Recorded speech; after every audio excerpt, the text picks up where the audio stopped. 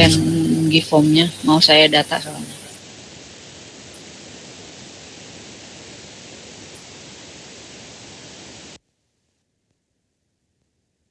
Yang baru isi absen Google Form itu baru sekitar 11 orang.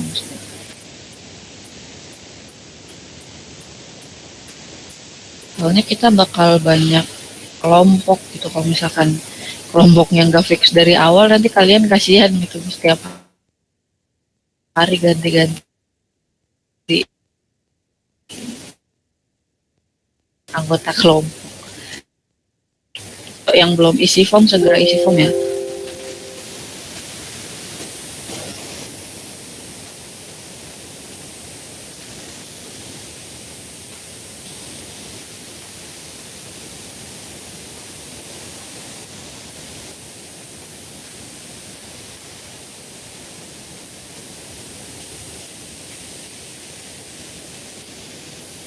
16 orang.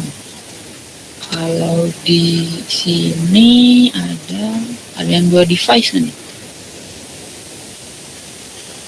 Satu device semuanya, kecuali saya juga satu. Berarti harusnya ada 22 orang. Yang baru absen baru 16 orang. Silakan segera pakai Gform ya.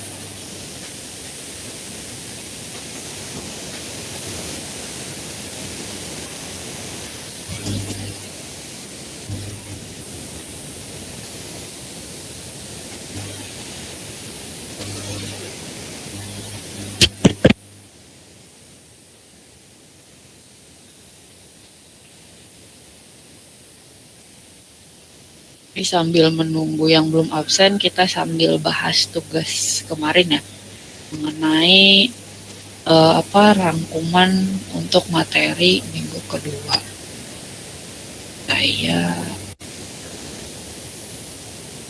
Dan kita lihat bareng-bareng.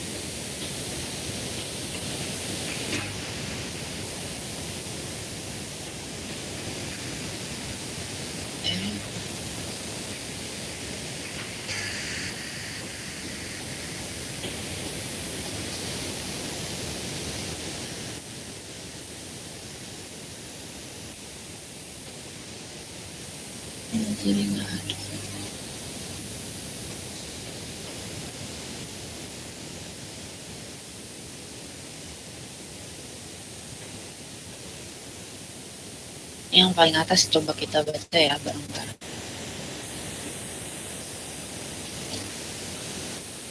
Ini ada Punsalna. Kemarin itu kan saya menugaskan cari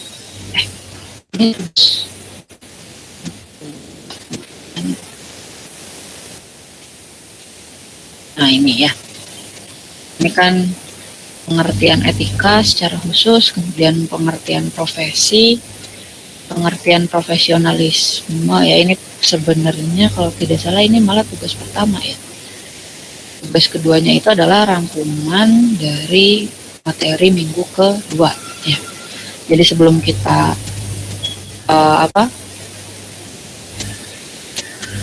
ini saya salah. Sebelum kita bahas mengenai materi minggu ini, jadi saya pengen kalian cari dulu nih materinya. Jadi kan kalau kemarin kita sudah bicara mengenai apa itu etika profesi, kemudian hubungan etika, apa itu etika, kemudian apa itu profesi, apa bedanya profesi dengan pekerjaan, gitu kan. Kalau profesi itu dia memerlukan keahlian khusus ya untuk mendapatkan suatu gelar seperti itu. Kemudian bukan suatu gelar, suatu istilahnya ya gelar pengakuan gitu. Kalau misalkan dia dokter, berarti untuk mendapatkan gelar dokter itu kan dia harus melewati beberapa tahapan dulu, ada ujian kualifikasi segala macam, baru dia bisa bekerja sebagai dokter gitu.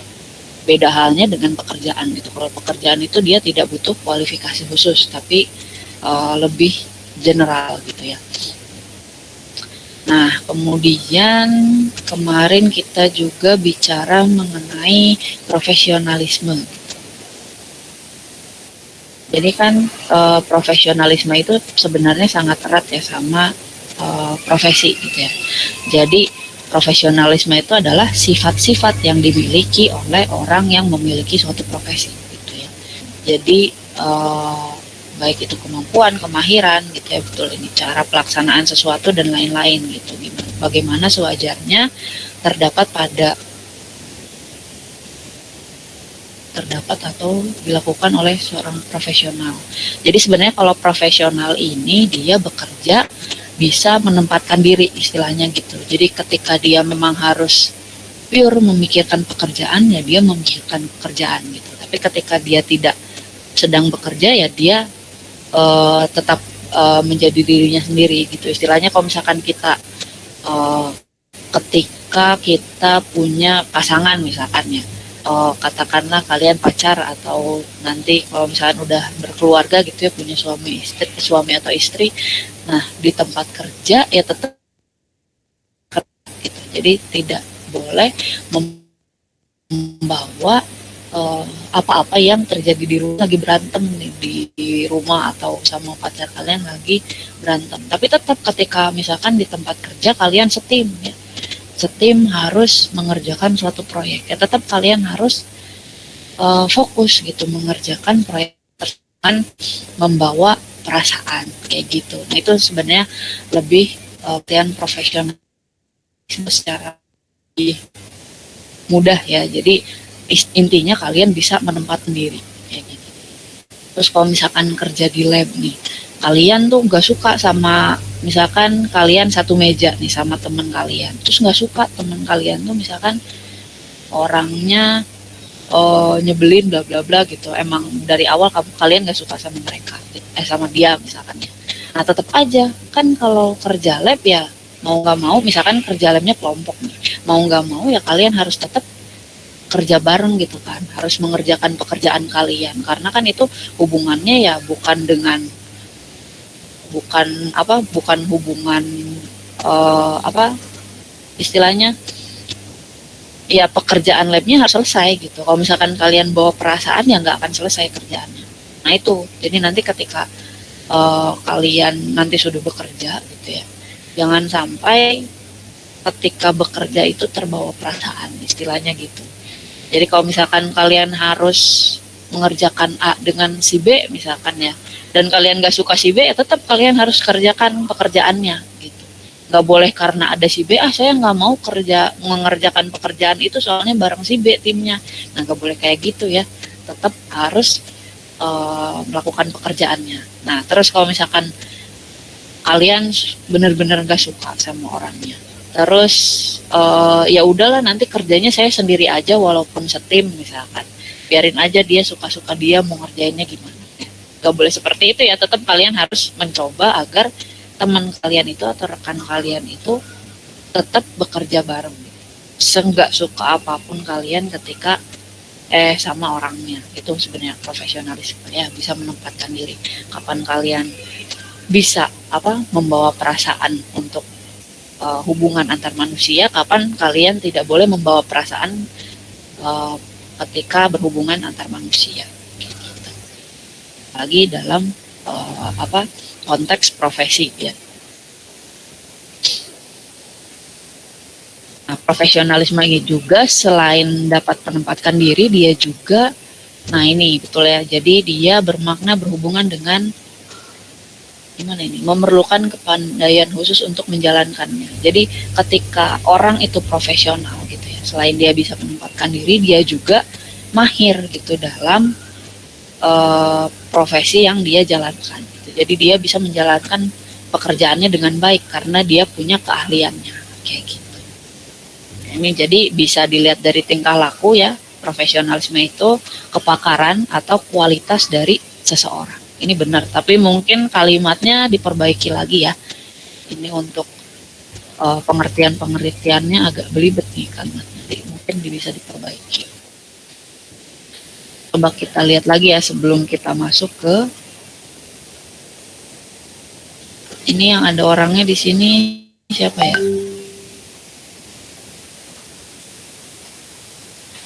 Marina. Coba kita cari Marina. Marina. Ini saya acak aja ya. Nah, Marina.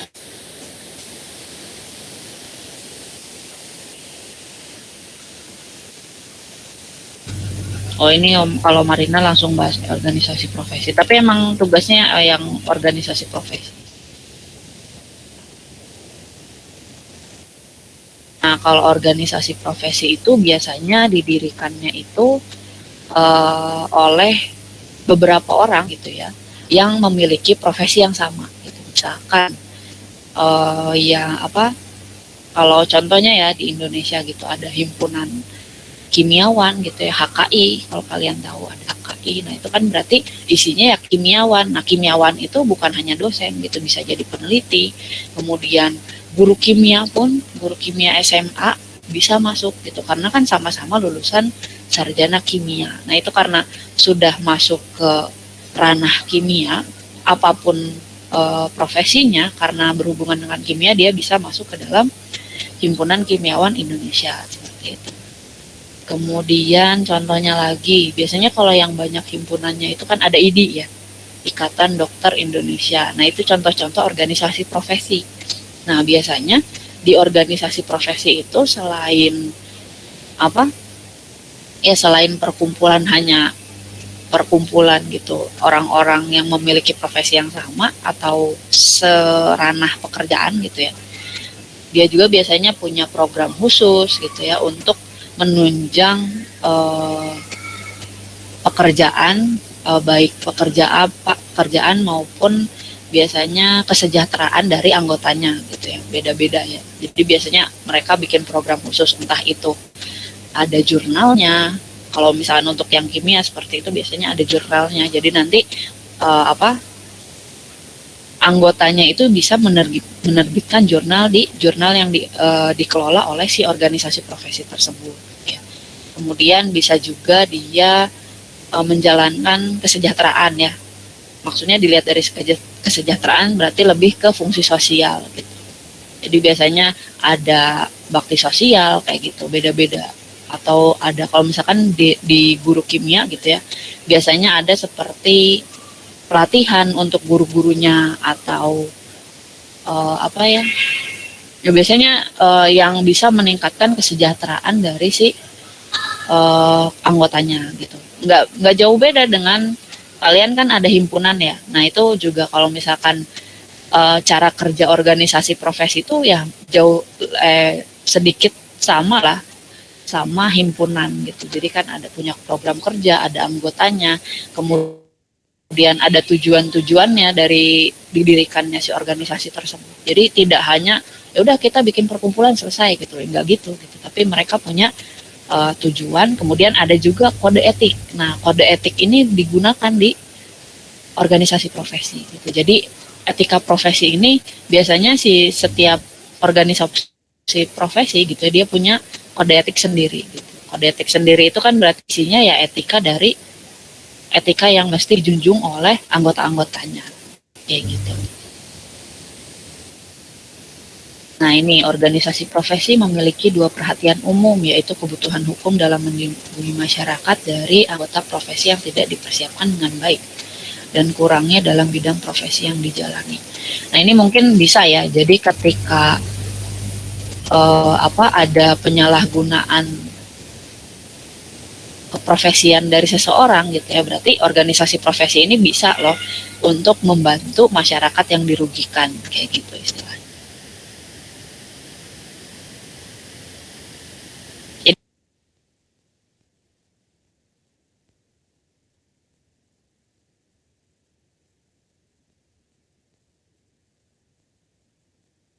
Nah ini ada ciri-cirinya ya. Dilihat ini kalau misalkan teman-temannya ada yang beda, nanti boleh silahkan untuk, kan ini nggak akan saya baca semua ya. Maksudnya akan saya baca sekarang semua gitu. Jadi kalian kalau misalkan serasa ada yang kurang dari pengertian yang dijelaskan oleh Marina ini, silahkan untuk mengungkapkan pendapatnya gitu. Karena kan di sini kita diskusi ya, bukan maksudnya bukan metode ceramah, jadi jangan hanya mendengarkan saya ngomong gitu ya, kalian juga harus bisa berpendapat gitu mengenai apa yang sudah kalian tulis. Ini ciri-ciri organisasi profesi, hanya ada satu organisasi untuk setiap profesi, betul ya. Jadi untuk kimiawan ya hanya satu gitu ya, untuk matematikawan satu, untuk dokter juga satu kan ID ya. Kalau ID itu mungkin lebih general, dokter ada dokter gigi, dokter umum segala macam. Nah, mungkin kalau yang apa seperti organisasi di bawahnya gitu, kayak yang khusus untuk dokter gigi juga ada. Ya. Kalau kalian baca kotak apa itu kotak pasta gigi biasanya suka ada tuh di situ. Ikatan Dokter Gigi Indonesia bla bla bla menyatakan bahwa produk ini bla bla bla bla bla bla. Nah itu berarti kan organisasi profesinya sudah terjun ke masyarakat gitu untuk apa istilahnya mengedukasi gitu. Kalau misalkan si produk yang dikeluarkan oleh suatu produsen gitu baik untuk digunakan oleh masyarakat kayak gitu. Nah itu organisasi profesi bisa juga fungsinya seperti itu. Ya. Kemudian ada ikatan utama para anggota adalah kebanggaan dan kehormatan. Oke lah bisa. Tujuan utama adalah menjaga martabat dan kehormatan profesi bisa. Kedudukan dan hubungan antar anggota bersifat persaudaraan. Nah ini biasanya persaudaraan gitu ya, tapi mesti ada yang namanya struktur organisasi ya. Yang namanya organisasi kalau tidak ada struktur organisasinya berarti kan itu cuma kayak kumpul-kumpul doang gitu ya. Jadi harus ada ketuanya, harus ada sekretaris, bendahara ya. Harus lengkap gitu struktur organisasinya. Karena kan namanya juga organisasi ya. Organisasi profesi. Kemudian mekanisme pengembalian keputusan atas dasar kesepakatan. Nah, ini kan kalau kalian di himpunan mungkin sering ya mau memilih ketua himpunan, mau memilih ketua bidang segala macam kan pasti ada yang namanya musyawarah. Nah, sama di organisasi profesi pun seperti itu gitu. Jadi ketika kalian mau memilih ketua, biasanya ada seperti rentang masa jabatan gitu, sekitar 2 atau 4 tahun sekali kayak gitu. Apa tuh? Bu, maaf screen-nya tidak jalan. Oh iya, tidak jalan. Saya lupa itu tab share-nya tab pantesan.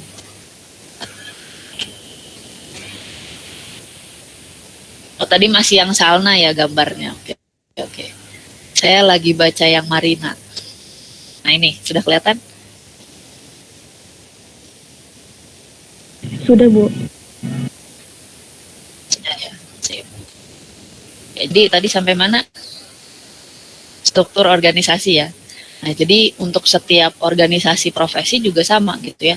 Ada masa jabatan dari ketuanya, masa jabatan dari pengurusnya sama gitu. Jadi kalian kalau misalkan mau memilih ketua, biasanya kalau ketua sudah terpilih baru nanti ketuanya mengadakan musyawarah kembali untuk memilih pengurus yang akan membantu dia kayak gitu dalam program kerja gitu ya. Jadi sama setiap ketuanya ganti ya program kerjanya juga biasanya diperbaharui bergantung pada kesepakatan di musyawarah kayak gitu. Bisa jadi sama dengan kerja tahun sebelumnya, bisa jadi berbeda. Itu pokoknya cara kerjanya sangat sama dengan himpunan gitu ya. Jadi kalian kalau misalkan di kuliah aktif himpunan ya bersyukurlah gitu ya. Karena nanti ketika kalian terjun ke masyarakat gitu ya banyak sekali ilmu-ilmu yang bisa kalian pakai gitu. Yang nggak ikutan himpunan pun nggak apa-apa gitu. Nanti tetap kalian walaupun nanti misalkan apalagi kalau misalkan kalian ikut suatu organisasi ya kalian berarti nanti belajarnya ketika ya kalian ikut organisasi itu. Gak apa-apa, tidak ada kata terlambat untuk belajar kan ya. Kalau misalkan kalian belum dapat ilmu organisasi di kuliah ya nanti kalian kalau misalkan ikutan organisasi setelah lulus misalkan ya ya bisa kalian pelajari juga sendiri. Karena kan kalau soft skill itu dia ya bisa kalian dapatkan secara otodidak ya, nggak mesti istilahnya nggak mesti ikut kuliah organisasi dulu baru kalian bisa menjalankan organisasi, nggak gitu.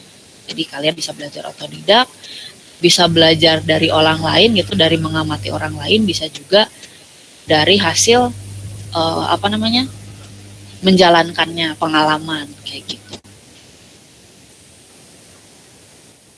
Nah, kemudian ada tujuan organisasi profesi. Nah, ini sudah pasti ya, dia tujuannya itu meningkatkan dan mengembangkan karir anggota. Tadi kan kesejahteraan anggota, mengembangkan kemampuan, kewenangan profesional anggota, oke lah. Martabat anggota agar terhindar dari perlakuan tidak manusiawi, bisa ini ya. Jadi kadangkala kalau misalkan ada contoh kasus nggak ya, dokter malpraktek. Kalau di sini kemarin itu yang terawan ya, dokter terawan. Nah itu sebenarnya kalau misalkan Ikatan Dokter Indonesianya pro ke dokter terawan itu bisa dibantu gitu. Maksudnya bisa. Tahu kan kasusnya? Kenapa coba dokter terawan? Ada yang inget gak? Nih agak-agak ramai sebelum COVID lah. Ada yang pernah dengar nggak cerita tentang dokter terawan itu? Kasusnya apa?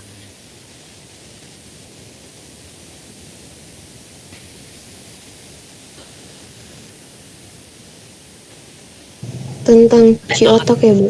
Kasus cuci otak. Iya, cuci otak. Kenapa tuh? Cuci otak, betul. Kenapa masalah cuci otaknya? Yang masih ingat nggak?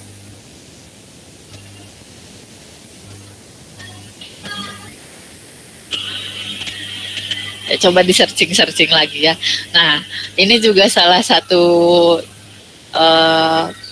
maksudnya ya kalian harus melihat perkembangan berita ya. Jadi walaupun kalian nggak punya TV misalkan ya, kan bisa scrolling gitu, bisa di Line Today atau di PR web-web yang berita kan banyak ya. Jadi kalian bisa pilih tuh berita mana yang memang bisa diterima gitu kan. Kadangkala ada yang berita yang clickbait gitu. Jadi asalkan judulnya menarik, ternyata isinya sampah kayak gitu. Banyak yang kayak gitu sekarang saya temukan. Tapi kalau misalkan nggak baca berita juga kan benar-benar ketinggalan informasi gitu ya. Kita kayak hidup di gua gitu, di luar ada kejadian apa kita nggak tahu. Nah, harus rajin lah istilahnya. Kan kalian sering scrolling ya, daripada scrolling TikTok atau IG, cobalah baca-baca berita gitu biar tahu kondisi di masyarakat sekarang tuh seperti apa, baik itu di Indonesia maupun di dunia. Apa perkembangan COVID kayak apa gitu dibaca ya. Nah, dokter terawan ini benar tadi ya yang cuci otak. Jadi sebenarnya dia punya metode khusus ya untuk pencucian otak, biasanya untuk yang menderita stroke. Kebetulan ayah dari teman saya juga sempat tuh cuci otak sama beliau gitu ya. Dan alhamdulillah ternyata sehat gitu. Nggak, maksudnya dari hasil pekerjaan yang cuci otak itu ya tidak menghasilkan dampak yang serius membahayakan, enggak, malah sehat gitu sampai sekarang. Jadi beliau itu ayah dari teman saya itu tiba-tiba stroke gitu, tiba-tiba pingsan, kemudian tidak bisa menggerakkan badannya kan, biasa kena stroke gitu. Kemudian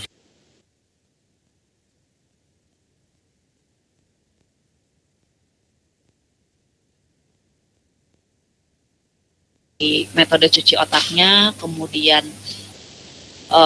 istilahnya ya belum kan, kalau misalkan mau itu kalian mau metode, misalkan metode untuk praktikum gitu ya, metode untuk suatu penelitian untuk menentukan kadar suatu zat gitu ya, untuk kalau kimiawan itu kan harus dibuktikan ya keamanannya, kemudian tingkat keberhasilannya harus dibuktikan gitu. Nah, mungkin dokter terawan ini melewatkan proses itu gitu.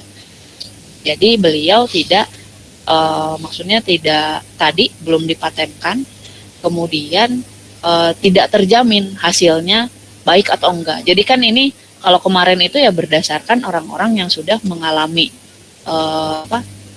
dicuci otaknya oleh dokter terawan. Tapi kalau misalkan menurut organisasi profesinya IDI, karena tidak ada tadi uji coba yang menunjukkan kalau prosesnya aman, kemudian tidak menimbulkan dampak negatif, jadinya kan malah diserang gitu sama organisasi profesinya sendiri. Nah, itu mungkin sebenarnya ada ketidaksinkronan antara si organisasi profesinya, si ID-nya sama dokter terawannya gitu. Nah, ini berarti kan bekerja kan organisasi profesinya, maksudnya dengan metode yang digunakan oleh dokter terawan dianggap tidak aman gitu, makanya dokter terawannya disomasi itu kan, dilaporkan seperti itu. Tapi sebenarnya kalau misalkan dokter terawannya mengikuti step-step yang seharusnya gitu, misalkan ada uji coba segala macam, uji coba klinis segala macam, mungkin akan aman gitu ya.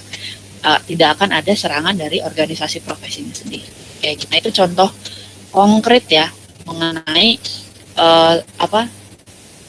fungsi adanya organisasi profesi. Nah, kita juga tidak bisa menyalahkan full gitu ya. Oh, salah dokter terawannya, enggak juga gitu.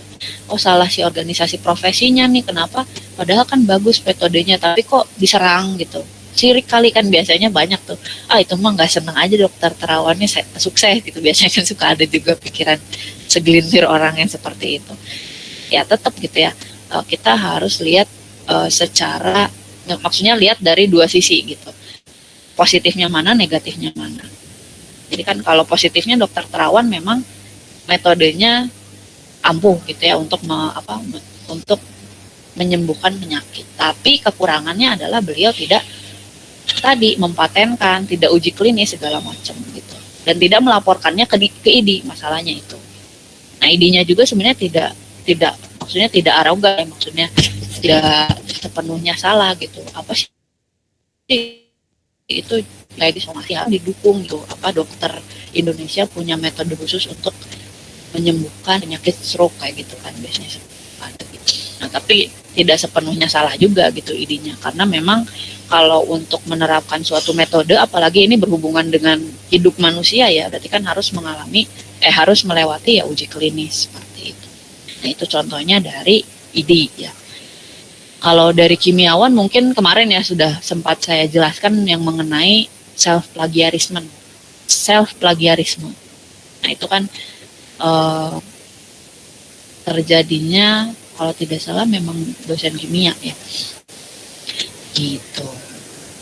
Nah, mengenai organisasi profesi ada yang mau menambahkan mungkin dari hasil rangkumannya, atau berpendapat ada yang misalkan dari jawaban Marina ada yang kurang gimana, atau misalkan ada yang mau cerita pernah baca tentang ini mengenai organisasi profesi.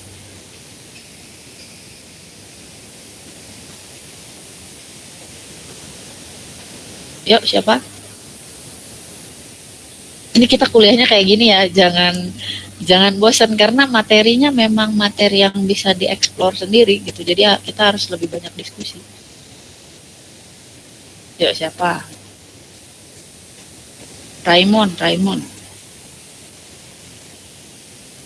Mau berpendapat tidak mengenai organisasi profesi? Baik itu atau jelasin gitu jawaban kamu ketika mengerjakan tugas ini, jawabannya sama nggak sama Marina? Atau ada yang bedanya?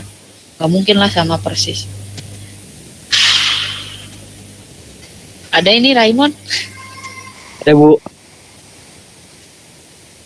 Raimon ini Samuel ya?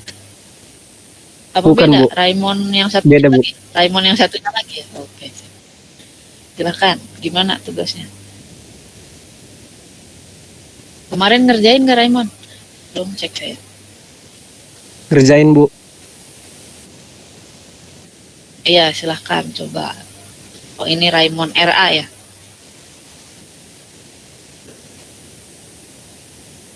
Iya, Bu. Dijelaskan tugasnya. Nah, saya nggak bisa download. Silahkan jelaskan aja. Iya Bu, bentar Bu. Iya sih. Sambil saya mau ngecek absennya.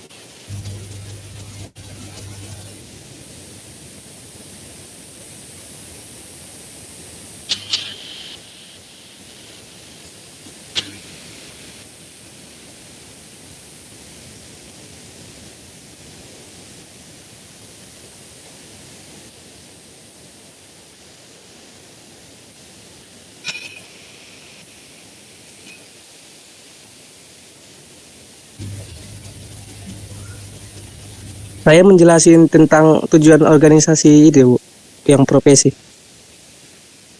Bebas, tadi kan saya sudah menjelaskan jawabannya Marina tuh. Nah, kira-kira ada yang beda atau yang ada yang sama nggak dari pengertian organisasi profesinya, tujuannya, kayak gitu.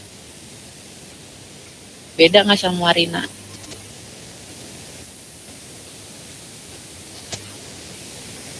Kalau di tugas saya sih Bu, Saya sambil kalau ini ya. kalau di tugas saya tujuan profesi itu Bu, tujuan organisasi profesi nggak saya buat nih di tugas saya Bu. Jadi Nggak adanya saya apa ini. itu, Gus? Pengertiannya aja. Eh, Kalau di tugas saya itu Bu, tentang kode etik seorang profesionalisme ini Bu, ahli kimia Bu. Tugas yang kedua. Iya Bu. Tugas yang kedua kan rangkuman materi minggu kedua kan ya? Iya, minggu kedua Bu. Ambil tugas jangan-jangan. Kalau minggu kedua kan materinya mengenai kode etik GCCE ya, Global Iya Bu. Chemistry Kode Etik sama organisasi profesi sebenarnya. Jadi kalau misalkan yang etika, apa itu profesi, apa itu profesional, sebenarnya itu lebih ke tugas utama ya nggak sih? Yang tugas kelompok ya. Jadi coba dilengkapi tugasnya ya Raymond ya. Jadi silakan Baik, upload Bu. lagi aja. Iya Bu. Terima kasih Bu. Siapa nih yang mau atau ditunjuk lagi? Ini mau menambahkan dari jawaban Marina mengenai apa itu organisasi profesi, kemudian tujuan profesi. Tadi kan cuma mungkin ada yang beda gitu. Satria, coba. Ini kan yang tadi saya baca Salna sama Marina. Sekarang saya cari cowok. Silakan Satria.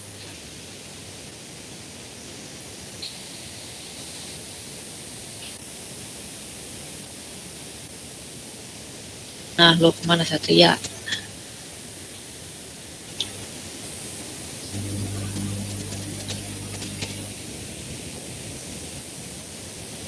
Coba dicolek temannya itu Satrianya. Kemana tuh?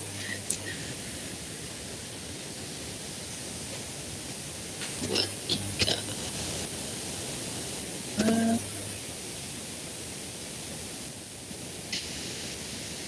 Ya, silakan Satria. Gimana tugasnya?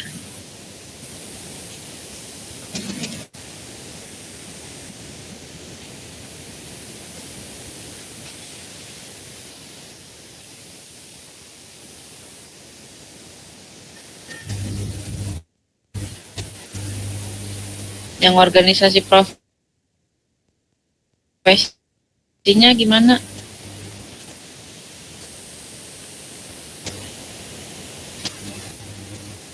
Ngerjain.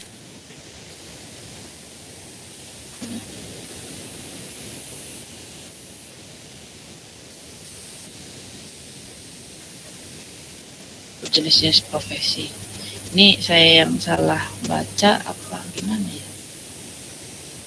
Coba ya kita lihat kontrak mata kuliah. Ini sama aja. Kontrak mata kuliah RA sama RB sama, makanya saya nggak upload ulang yang RA-nya. Karena sama.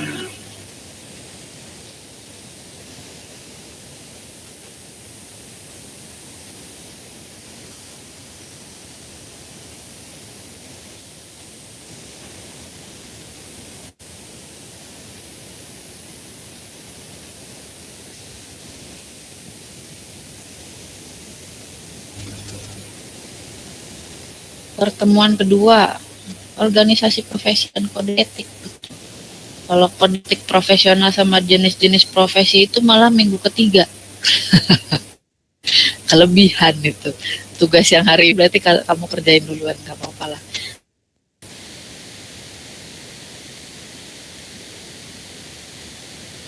Nah, kalau misalkan tugas pengertian etika profesi sama profesionalisme nggak masalah. Yang penting ada tentang organisasi profesi sama GCCE-nya. Ya untuk tadi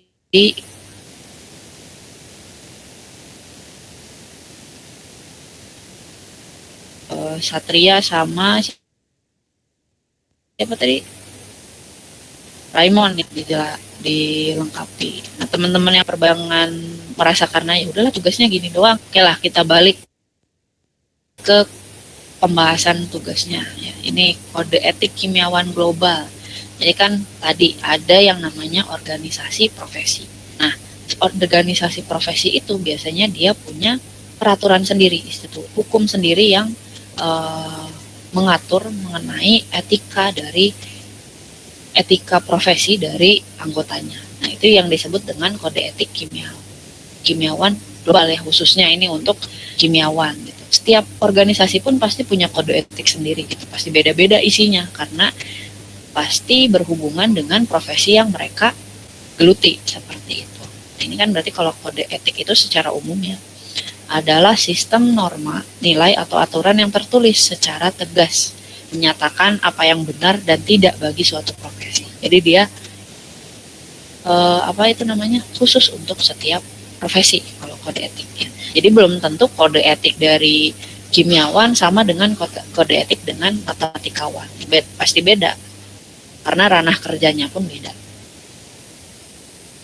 Nah, ini kode etik seorang kimiawan. Ini Marina dapatnya dari mana nih? Apakah cari file GCCE-nya dari internet atau gimana?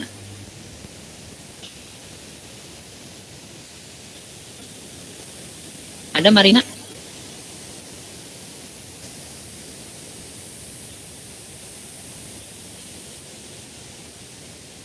Ini suara saya kedengaran nggak sih? Kedengaran, Bu. Terdengar, Bu. Marinanya kemana nih? Coba Ramdan deh. Ramdan kalau kemarin nyari GCC dari mana? Kalau GCC saya secara umum aja, Bu. Jadi nggak langsung mengenai aturan-aturan dalamnya gitu, Bu. Nggak selengkap Marina, Bu. Oke, jadi secara umum ya. Nah, kalau sumber ngambilnya apakah dari file GCCE yang ada di internet atau dari web misalkan? Kan sebenarnya ada ya file khusus yang mencakup si aturan kode etik dari kimiawan. Dari mana ambilnya? Dari web, Bu. Dari web. Oke, web apa? Wikipedia, Bu. Wikipedia, oke. Nah, nanti kalau misalkan mengerjakan tugas seperti ini ya, mau itu kalian cuma bikin pengertian gitu ya, atau cuma nyalin aja, istilahnya kan kalau pengertian ya tinggal salin gitu ya. Atau kayak aturan seperti ini baiknya dituliskan sumbernya ya. Mau itu dari Wikipedia, mau dari web ACS segala macam harus dituliskan sumbernya. Biar terbiasa ya, soalnya nanti kan kalian mau bikin laporan, kemudian bikin laporan TA, laporan KP segala macam itu kan harus pakai footnote ya. Jadi harus ada sumber di mana kalian mengambil pembahasan yang kalian tulis gitu. Nah, ini nanti tambahkan ya di setiap tugas kalau kalian memang ambil dari web gitu ya. Tambahkan. Nah, itu juga masuk loh ke kode etik gitu ya. Jadi ketika kalian menyadur suatu tulisan ya harus ada footnote-nya. Footnote itu maksudnya sumber dari tulisan yang kalian tulis gitu. Jadi misalkan ada penulisnya atau ada nama webnya, kemudian tahun terbitnya seperti itu. Nah, coba dijelaskan aja tadi, dilanjutkan Ramdan. Jadi kode etik kimiawan global itu isinya apa?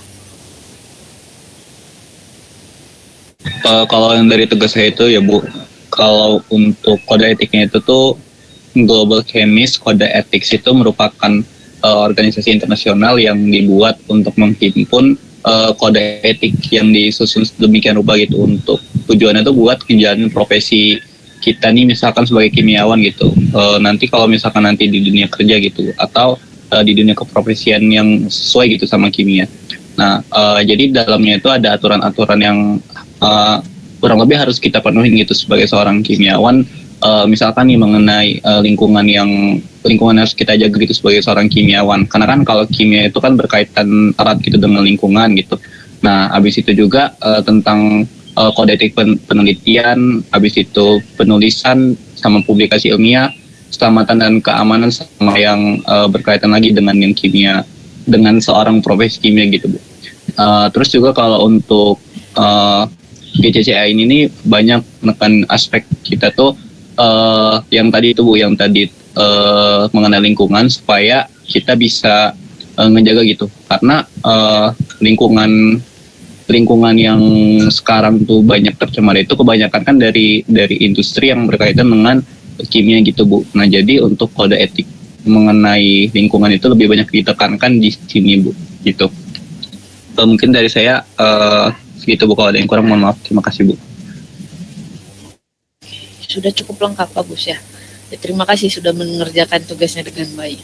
Siapa lagi? Ada yang mau, mungkin kalau menurut teman-teman ada yang kurang dari pembahasan Ramdan, silakan tambahkan. Ini yang tidak terbahas oleh Ramdan mengenai isi dari GCCE-nya. Ayo, kelas ini kan lebih sedikit ya daripada kelas RB. Jadi saya harapkan aktif ya semuanya ya. Jangan cuma 1-2 orang aja. Malahan kalau misalkan sedikit harusnya lebih aktif sih. Nah, silakan Mira. Kalau dari saya itu Bu, dari kode etik kimia global itu banyak mengatur tentang keselamatan dan kesehatan tentang kimia. Terus itu dia juga bisa menegaskan ke pemerintah tentang bagaimana kegunaan kimia. Selain itu juga Bu, kode etik kimiawan ini juga menjelaskan tentang mengatur tentang kepenelitian, journaling, lingkungan. Itu Bu yang saya dapatkan kemarin. Tadi apa? Membahas mengenai penelitian, journaling, terus apa tadi? Dengan lingkungan Bu.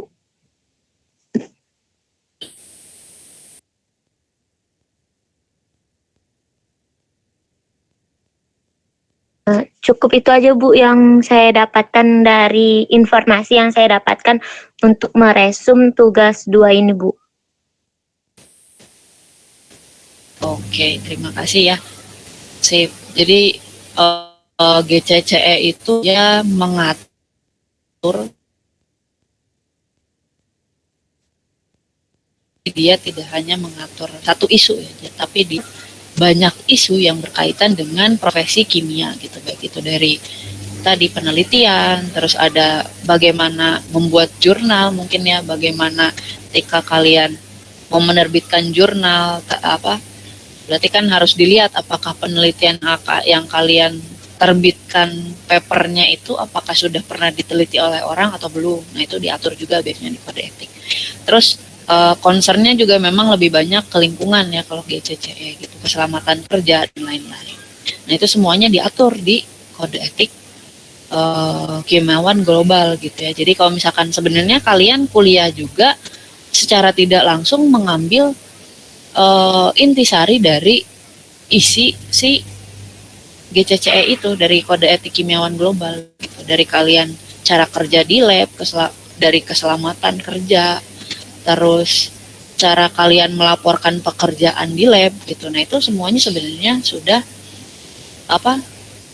mengikuti apa yang tertulis di sana gitu. Cuma mungkin kalian tidak tidak sadar kalau kalian sudah mengikuti kode etik tersebut gitu. Karena kan sebenarnya atmosfer pendidikan di kimia sendiri pasti di settingnya ya sesuai dengan kode etik kimiawan gitu, karena kan kita pekerjaannya ya tidak jauh dengan pekerjaan profesi seorang kimiawan kayak gitu. Oke, terima kasih ya Mira, Ramli. Nah, sekarang kita masuk kita kan ada ya membahas mengenai itu organisasi profesi, kemudian kode etik kimiawan global gitu ya. Nah, sekarang saya mau kasih tugas kelompok ya. Ini sudah terlihat ini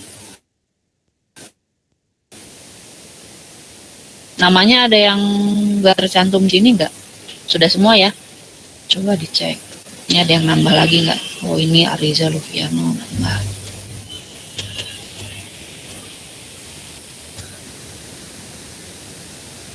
Ini nanti jangan telat-telat absen lagi ya.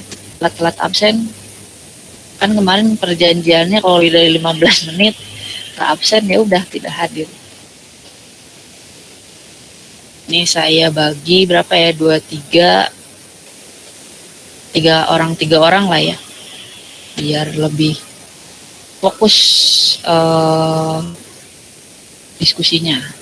Nah, ini langsung aja ya.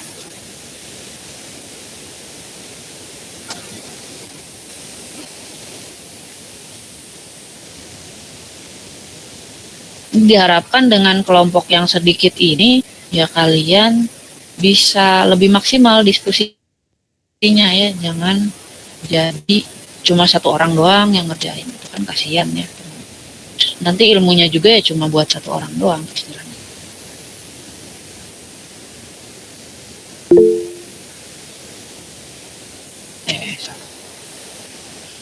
Siapa yang belum masuk? Tadi ada yang cek.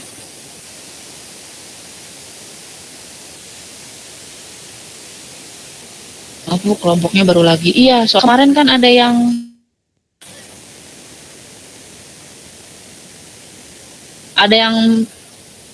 anggota kelompoknya cuma satu nggak? Ini ya, coba dicek nih. Yang nggak ada orangnya siapa?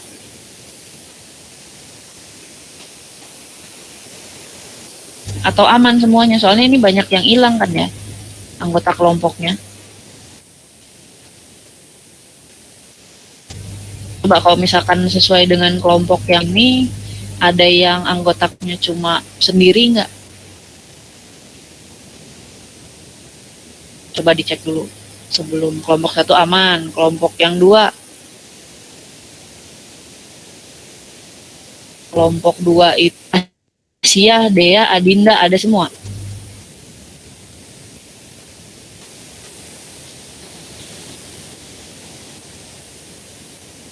Ada nih orangnya tapi nggak nyampe. Lagi dicek, Bu.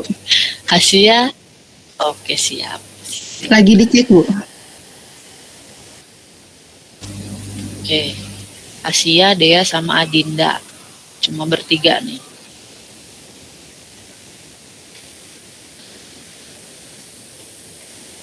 Aman? Cuma ada Adinda, Bu. Dia nggak ada. Dia nggak ada, oke saya hapus dianya ya. Nanti kalau misalnya ada anggota kelompoknya yang hilang, bilang aja. Kelompok 3 nih. Zakia, Rizka, sama Marina aman nggak?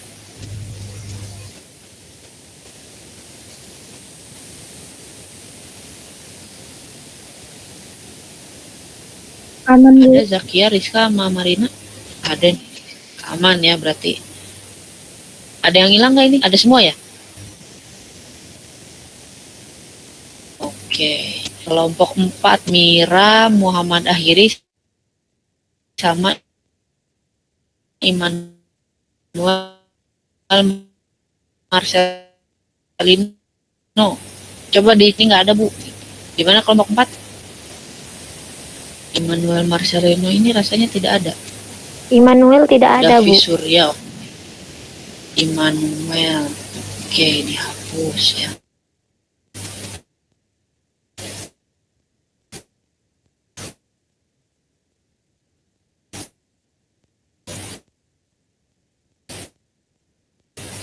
Kelompok selanjutnya konfirmasi ke saya memang Indah. Gimana ini Satria, Ariza, sama Livia?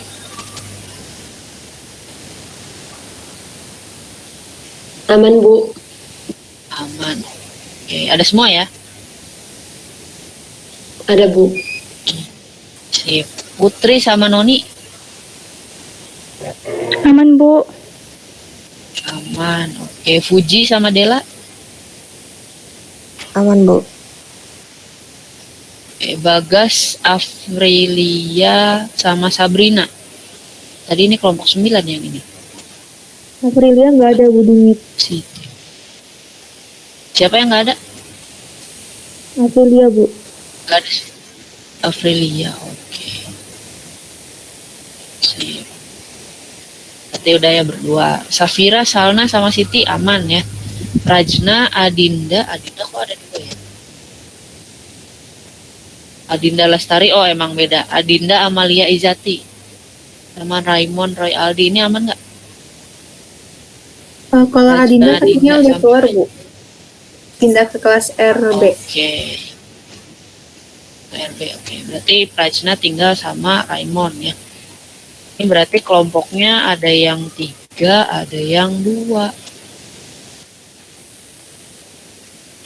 Gak apa ya, Gimana? kayak gini. Jadi mesti apa? Ada yang nggak ada namanya? Silakan, siapa? Bukan, Bu. Tadi Dea Sutanti ternyata itu terpental, Bu. Jadi dia masih kelas RA. Oh, terpental. Oke. Yang kelompok berapa tuh Yang kelompok 2, Bu, yang sama Hasiah. tadi? Kelompok 2, Bu, yang Hasiah, Adinda Lestari, Dea Sutanti. Ini ya? Dea Sutanti. Oke, jadi tugasnya apa? Tugasnya coba kalian cari contoh organisasi profesi kimia ya, organisasi profesi kimia di Indonesia maupun di luar negeri. Jadi pasti akan setiap negara pasti punya masing-masing. Terus kalian cari tahu tuh kode etik, apakah ada kode etik khusus yang mengatur organisasi profesi tersebut. Biasanya nanti kode etiknya itu tercantum, biasanya kalau kalian cari webnya biasanya ada. Coba kalian cari, misalkan HKI. Nah, HKI cari apakah ada kode etik khusus yang mengatur keanggotaannya atau enggak. Terus kalian jelaskan juga organisasi tersebut tuh kerjanya di bidang apa, di mana tempatnya, maksudnya di mana tempatnya dia melingkupi masyarakat mana gitu organisasinya. Kemudian organisasi sama kode etik yang mengatur si organisasi profesinya kayak gitu. Coba kalian cari ya, itu 2 itu. Dibuat PPT-nya. Kemudian nanti di akhir 10 menit terakhir nanti coba kalian kerjakan dulu 30 menit, nanti 10 menit terakhir saya cek. Kalau misalkan ternyata belum selesai, kerjakan lagi. Minggu depan baru presentasi. Silakan. Jadi tadi apa aja yang dicarinya? Di tes nih, soalnya nggak saya catat. Contoh organisasi sama kode Terus? etik profesinya, terus di mana tempat organisasi menaung itu. Oke, sip. Silakan dicari ya. Oh iya, terus yang perlu kalian bahas di setiap organisasinya tadi kan ada di mana organisasinya, kemudian kerjanya apa ya si organisasi tersebut. Jadi biasanya suka ada program kerjanya tuh. Terus perannya ke masyarakat apa? Nah, itu 3 ya. Ditambahin 1, peran ke masyarakat apa? Baik itu ke masyarakat selain anggota maupun ke anggotanya. Oke, silakan dikerjakan per kelompok. Nanti jam Bu, 9 ya, silakan. Maaf, Bu, untuk organisasi profesinya itu 1 aja atau berapa, Bu? Saya kasih HKI harus ada ya. HKI berarti kan di Indonesia cuma 1 tuh. Yang di luar negerinya minimal 2 lah tiap kelompok. Lebih banyak lebih baik. minimal 2. Baik Bu, terima kasih Bu.